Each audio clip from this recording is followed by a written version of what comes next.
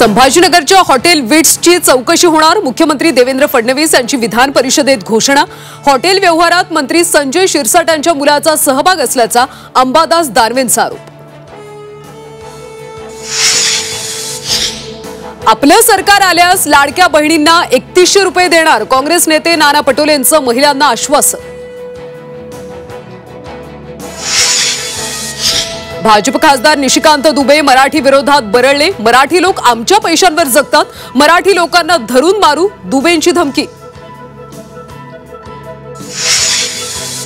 पुण्यात महात्मा गांधींच्या पुतळ्याच्या विटंबनेचा प्रयत्न। भगवा वस्त्रधारी सूरज शुक्लाला अटक। काँग्रेसकडून पुतळ्याला दुग्धाभिषेक। नाशिकमध्ये पावसाचा जोर कायम। गंगापूर धरणाच्या पाणी पातळीत वाढ। धरणाचे सर्व दरवाजे उघडले। पालघर जिल्ह्याला आज पावसाचा रेड अलर्ट। मदतीसाठी एनडीआरएफ दाखल।